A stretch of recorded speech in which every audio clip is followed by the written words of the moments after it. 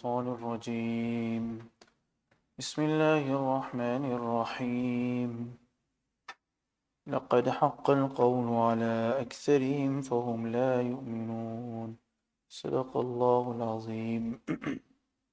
Respected brothers and my dear young friends, a couple of maybe 5 or 6 weeks ago, before I went on a trip to India, we were going through the tafsir of Surah Yasin, and we had started the opening ayats, and we mentioned a few important aspects and virtues of Surah Yasin. Continuing from there, the ayah which we are going to go through today is the ayah where Allah subhanahu wa ta'ala mentions لَقَدْ حَقَّ الْقَوْلُ عَلَىٰ أَكْثَرِهِمْ فَهُمْ لَا يُؤْمِنُونَ, that the decision has already been passed against most of them that they will not have iman, meaning most of the people will be destined to die as kuffar. That majority of the people, they will not accept iman and believe, rather they will disobey and disbelieve, which will lead them to going into Jahannam. So the backdrop of this ayat, and to understand this ayat, Allah subhanahu wa ta'ala has created humans, He has created insan, and He has laid before them two paths: the true path and the path that takes towards falsehood. He has created Jannat and He has created Jahannam. Jannat is a place of reward, and Jahannam is a pit of punishment. And He favored the humans with continuously sending prophets to guide them. That once the human came into this world, then prophets came one after the other, so many prophets, and their duty and their responsibility was to guide every person to walk on this earth towards the correct path. That whilst living in this world, this path, if you walk on it, it's Sirati Mustaqim, it will take you to Jannah. And if you walk on this path, then this is the wrong path. This is the path which will take you astray, and which will make you end up in Jahannam. So now, those people who listen to the prophets, they lend the prophet an attentive ear. They listen carefully to what the Nabi is saying and what he is propagating, and they listen with an open mind. Because a lot of times people used to listen to a prophet, people even used to listen to our Prophet ﷺ. The Jews used to come into a company of Rasulullah to listen, but they came with a prejudiced mind. They came not with the open mind. In fact, they had a biased mindset. And they came with the mindset, how can we attack him? How can we make some sort of questions? How can we trick him into saying something? So those people who came with this sort of intention, they could not gain the guidance. But those people who came in the company of the Prophet, of any Nabi, and they listened with an open mind, they listened attentively, then they got to the conclusion of Allah subhanahu wa ta'ala's tawheed, and which led them to believe in Allah subhanahu wa ta'ala, and which will guide them onto a sirat al-mustaqim and take them to Jannah. Likewise, Allah subhanahu wa ta'ala, He also favored the humans by sending scriptures, divine kutubs, books from the skies. So whoever in case came in a time where Nabi was not present, but the kitab was present. So if he was to listen, if he was to pray the kitab, was to understand the kitab, was to read the kitab whilst pondering, whilst paying attention, then inshallah, this was a second means that if he was to read it properly, then it would open up in his heart, and it will definitely awaken his senses, and it will create an urge inside him that this makes sense. This is absolutely correct. That way he will adopt the book, he will follow what is mentioned in the book, the guidance, and he will stay away from all those things which was prohibited in the book. Again, this will lead him to Jannah. This will be a means of him going to Jannah.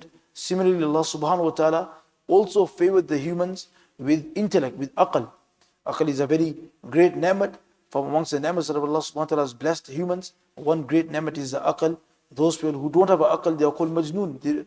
In fact, they are absolved from all duties and responsibilities. But those that have aql is a very great ni'mat, and the speciality and the function that the brain carries out, and its purpose is that if it is used properly, if somebody uses his brain in the correct capacity, in the correct field, in the correct way, then again, this brain will give him a lot of benefit. Allah subhanahu wa ta'ala mentioned in the Quran, إِنَّ فِي ذَلِكَ لَآيَةٍ لِقَوْمِ يَعْقِلُونَ. Indeed, the Quran has signs for those people who use their brains. Not those who have brains, meaning those people who use their brains. Because whoever uses their brains in a correct manner and ponders upon, reflects upon what is mentioned in the Quran, or ponders upon all the signs that are around him, then again, all these ayats, all these signs, all the Quranic verses will all guide him towards Allah's oneness. And this will also again put him onto a correct path, and he will gain eternal paradise and salvation. So Allah subhanahu wa ta'ala, through His infinite mercy, He made many avenues and many ways for a person to come onto Hidayat. The strongest, the best being following a Nabi, and then also the Quran or any other scriptures, and thirdly, by means of a person using his intellect. But if somebody goes against all three, when the Nabi is present, when the Prophet is around, he becomes arrogant and he doesn't want to listen. In fact, when he comes with a mindset to attack. He comes with a negative mindset to try to make some sort of an argument out of what the Nabi is saying. Then this person will never gain guidance. Similarly, the Quran is there, or any other kitab was there, but they would not read the kitab with correct attention, with pondering. In fact, they used it.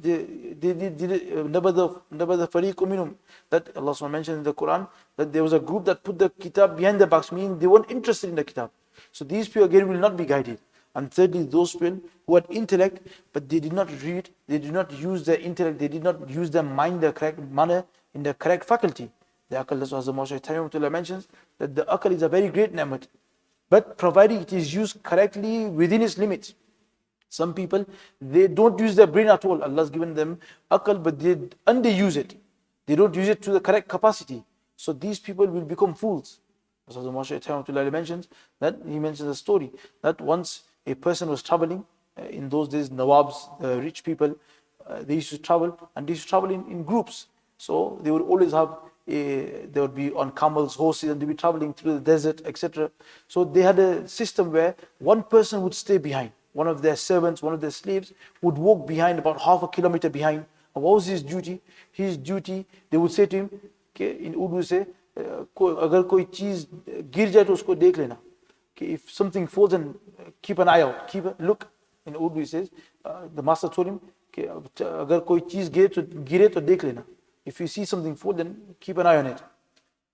So this person was given this responsibility as a slave, that walk behind us, and if you see something, keep an eye out.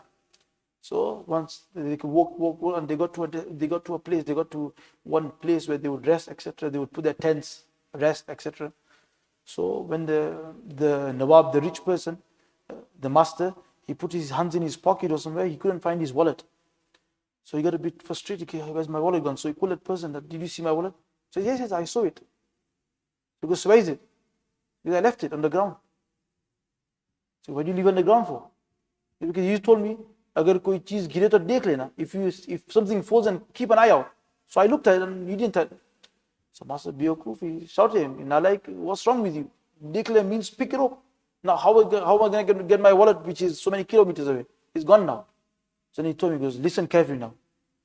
If you see anything falling, then make sure you pick it up. Anything that falls, pick it up. So he started walking. They walked. And again they came to the next station where they rested. And they waited, and after 5-10 minutes, the person who was instructed to stay behind, he's coming on a horse with a big bag of goods. So Master thought, all these things falling, so many people dropping things, what's going on? So he called him, he goes, Kya laya? What have you bought? He goes, Giri, which is everything that fell. He goes, what fell? He goes, this bag is filled with camel and horse excretion.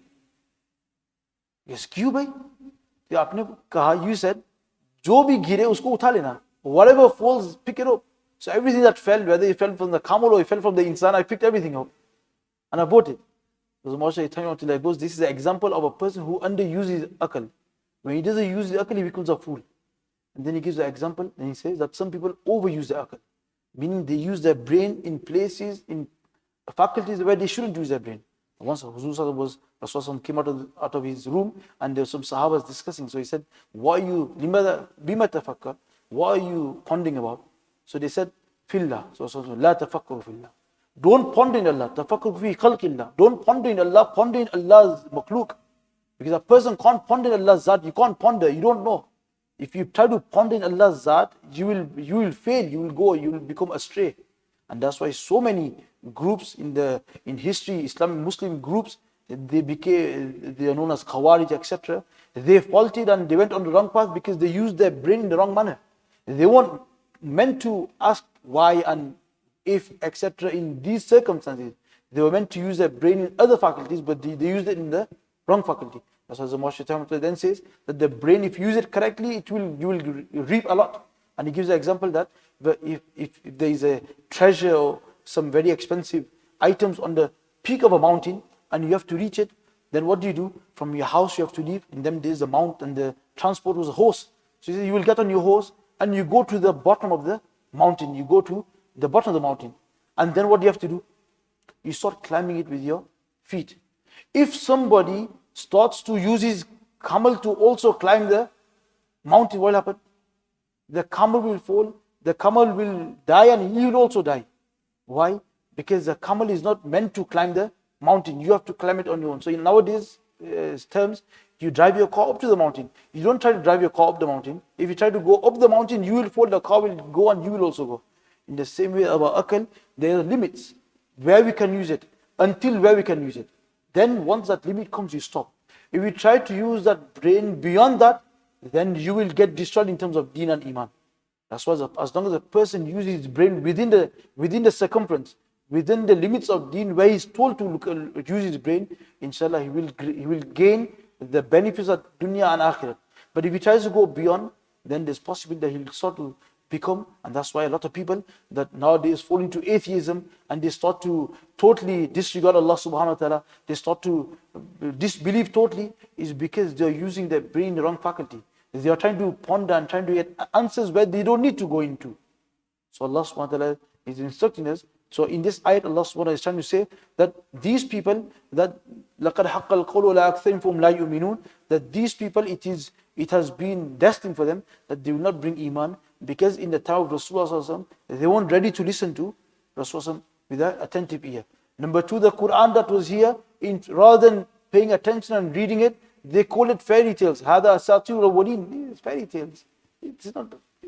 And thirdly, the aql that they had, they didn't use the aql in the correct way. And these are the three causes why they were going to Jahannam. So over here, there's a mas'ala about taqdeer, that Allah has written from before, لَقَدْ حَقَّ الْقَوْلِ, it's been destined from before. All the Mufassirin say, what does it mean by لَقَدْ حَقَّ الْقَوْلِ? That qawl means لَأَمْلَأَنَّ جَهَنَّمَ مِنَ الْجِنَّةِ وَالنَّاسِ أَجْمَعِينَ.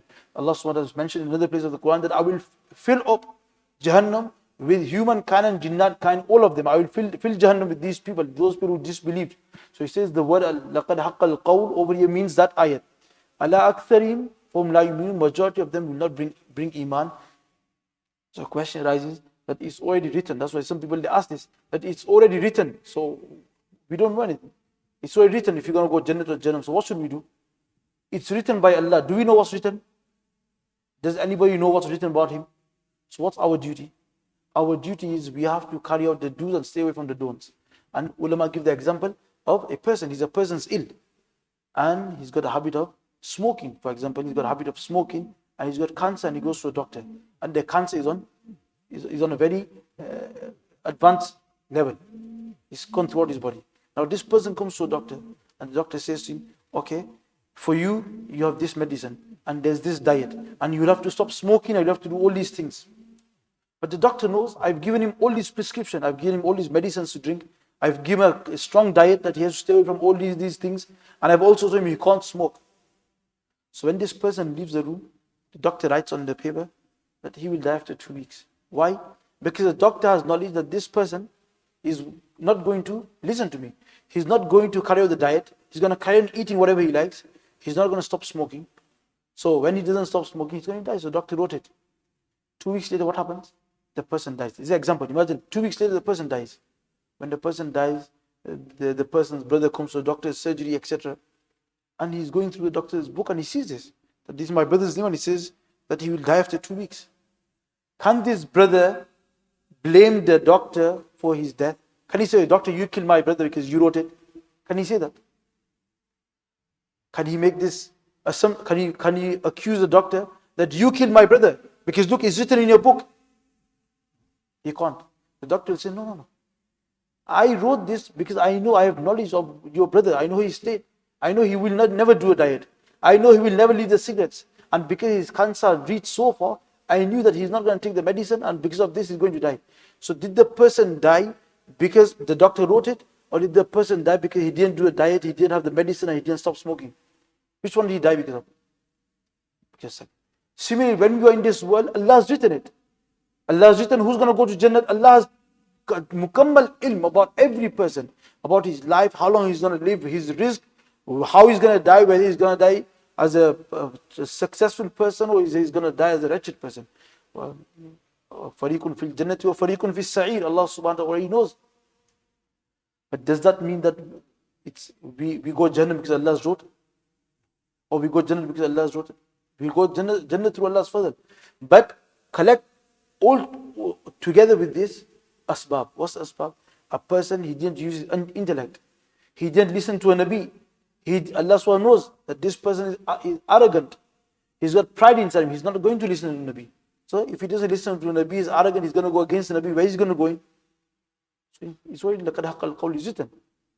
So this taqdeer, sometimes people start to use their brains too much and they start to get puzzled. Simple. We have the rules in front of us. This is all the things we have to do. We have to obey Allah, we have to pay namaz, we have to give zakat, fast in Ramadan. All these things we have to do.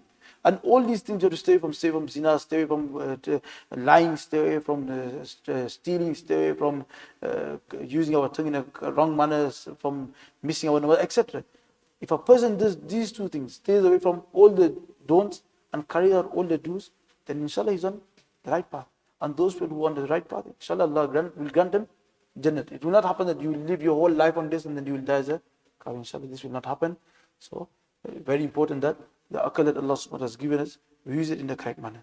And we reap the most out of it. Every person has got akal. He knows what's right for him, what's wrong for him. He knows where his mistakes or where he can improve in. And round the corner is Ramadan. If a person applies his mind and ponders, in what faculty can I improve in? Am I weak in my namaz? Am I weak in my fasting? Am I weak in tilawat of the Quran? Am I weak in this? Am I weak in that? How can I improve? If you use the akal, then all these things will open up. But the problem is we don't use our akal in deen. In dunya, in terms of worldly thing, we use our akal very efficiently. We think, okay, if I buy this house, then I will get this much rent.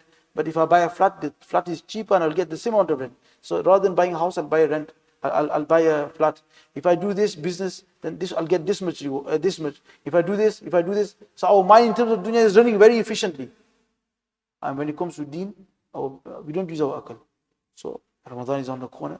To sit down sometimes on our own in seclusion and ponder in terms of dunya. We make so many preparations. Imam Ghazali mentions in one part of his Ihya Ulumuddin that in terms of this world, when winter's coming, what do? Before winter comes, we make all the preparations. I need to get a big coat. My radiators are not working. I need to make sure the radiators are fixed. My boiler is playing up. I need to make sure I get the service money. This is not working. My children don't have an umbrella for school. So before winter comes, we make all the preparations. And when summer comes, also we make the preparation. That I need a fan in the house. We need to make sure the fridge is working. We need this, we need that. I need to get some summer-friendly clothes. So he says, in terms of dunya, months before we make all preparations. But when it comes to akhir and the heat of Jahannam, the punishment of Jahannam, we make no preparation. Why? Because the yaqeen of Jahannam, the yaqeen of Jannat has not penetrated our heart right to the bottom. The yaqeen is weak. So when the yaqeen is weak, the amal also are weak. So Ramadan is on the corner. Ramadan is a month where we can reap, a month where we can get close to Allah subhanahu wa ta'ala. And as been told that, inshallah, today there's some mashwar as well amongst the Jamaat Satis about how we can spend our Ramadan in a very good manner. Inshallah, it's very beneficial. And inshallah, tomorrow I will be going on a journey for Umrah. So for the next few weeks, there will be possibly a tafsir of the Quran. So I ask you to also make dua for me as well. And inshallah, once we come back, we will continue with Surah Yasin. وآخر دعوانا الحمد لله رب العالمين وصلى الله على سيدنا محمد وعلى آله وصحبه أجمعين سبحان الله وبحمده سبحانك اللهم وبحمدك أشهد أن لا إله إلا أنت أستغفرك